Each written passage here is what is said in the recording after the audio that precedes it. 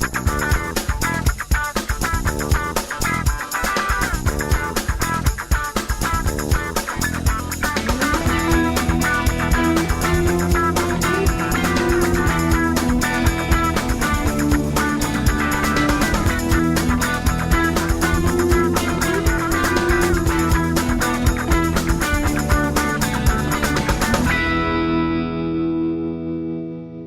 to the PI show. This is the new and better version of the PI show. I've got Tony Carbone, who's a very passionate PI lawyer, and Maria Mercuri's back from last week. She's a psychologist of 10 years experience, and last week we were talking about psychological injuries and the effect it has on people and the legal consequences. Mm-hmm. And tonight we're going to open with a fascinating case that was decided in the Court of New South Wales in June 2009. It was someone called David Gregory. Yep.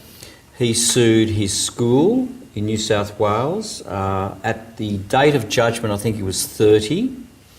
And he sued the school for damages for bullying and harassment that took place from 1990 to 96. I think he left school in 96. And ultimately the court awarded him damages around about $500,000, and we'll go into that later on. So he succeeded before the school. Fascinating case, ran for 18 days. And a lot of issues arose from it. The first issue, Tony, legally, is that the school didn't defend the case in terms of negligence. I think they accepted liability. They partially accepted liability, but I really couldn't understand how they did that, because what I think they wanted to do is accept X amount of his damage as being caused by his time at the school, and then say if his damages were, say, $1 million, or in this case 500, they were hoping that the court would have apportioned it and said, okay, give us 20, 30, 40% of blame and we'll pay for that. Yeah. The balance has got nothing to do with us. Look, we don't know the full facts, but I think the school was probably reluctant for all the issues about bullying to come out. I just think it was an incredible system how they used to discipline their students. They had I think the main problem at the school was that they allowed Year 12 people to discipline all the younger children at school. So they had authority from the school to discipline people, and they somehow picked on David Gregory, who we think was vulnerable. That's right. And what was the diagnosis of his injuries? Well, I think this is a bit of an area of confusion. There's many diagnoses. Obsessive compulsive disorder. I think in the end he may have been diagnosed with major depression with obsessive tendencies. There was also a diagnosis of some PTSD, agoraphobia, which is a fear of going to new places. So even in terms of the diagnosis, it's a very grey area, and it is common for diagnosis to overlap. So it's that can be difficult because his symptoms may have fallen into quite a few categories. Yeah, the obsessive compulsive behaviour was washing himself with hospital-grade disinfectant. But he started washing himself with Dettol initially. Right, yeah. And then went up and he ended up burning his skin. He did. There was also quite a bit of self-mutilation, which is a sign of some serious issues going on. So, I mean, the case ran for 18 days, but interestingly enough, the parents never gave any evidence, Tony. Yeah, I think that a bit of the blame probably would have been shifted to them, Harry, so I think if they'd given evidence. It would have been cross-examination up and down. You as a lawyer, acting for a plaintiff, you would have been careful about which witnesses you would have allowed in court. Well, you'd think the best people to know what this plaintiff was all about would have been the mum or dad, and to keep them both out of court. But they didn't give any evidence. Yeah, well, obviously there was big issues in the background. So the evidence was really the plaintiff and the medical evidence. And the medical the doctors. I think it's interesting that he was bullied between year 7 and 12, and that's an extensive amount of time.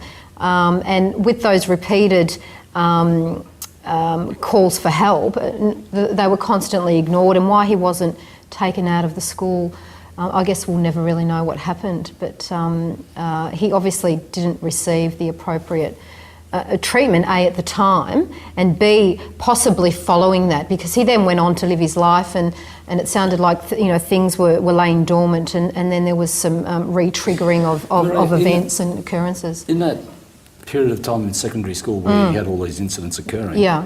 he did make complaints, didn't he?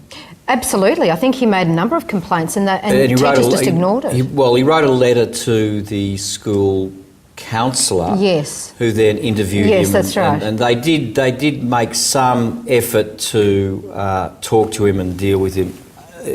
It seemed to me very inadequate. Yeah, very, very Well, inadequate. they weren't really doing much to actually stamp out the bullying, No. and that was really the core problem. Was there treatment, Harry? I mean, I think There was a little bit of treatment. There was some attendance with doctors, but he had multiple medical issues. He had some asthma. There's an issue about him growing. He had growth issues, yeah. Growth Yeah, issues. yeah. And he had some, what I think is psychosomatic symptoms. Yeah, Of, yeah. like stomach problems and things like But that. he would have been predisposed to some sort of trauma Well, because of all the his problems with growing up. The defendant's doctors, I think, tried to say it was a personality disorder. And the school contributed a little bit, but there's an underlying personality disorder. So how do you disentangle those things? Well, it's very difficult to disentangle. We don't know that there was he may have been predisposed to something, and we can't really determine that without seeing him. But What's fascinating in the case, Harry Marie, is that it was articles you read after you left school, and also a couple of incidents that sort of triggered. he saw a yearbook, I think, and saw some of the perpetrators, and that triggered some of his memories. But and that's when his claim, That's right. in a sense, crystallised. That's right. What seems to have happened is that he finished school. Yep. He got his HSC certificate. Yep. He then spent a number of years at university training to be a teacher. I think he did some travel. And he did some travel. Yeah. And he seemed to be trying to get over the bullying.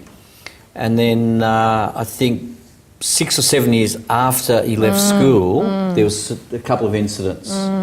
I think that shows that perhaps there may have been inadequate treatment. And if he'd had that post leaving high school, there may not have been a reoccurrence. But anyway. One of the things is that, look, we'll probably have to come back to this after the break, I think. Okay. Yeah, but we're going to a short break, but after the break we'll continue discussion about psychological illnesses and bullying at school and what the conclusion of the case was. It's a fascinating case. See you after the break.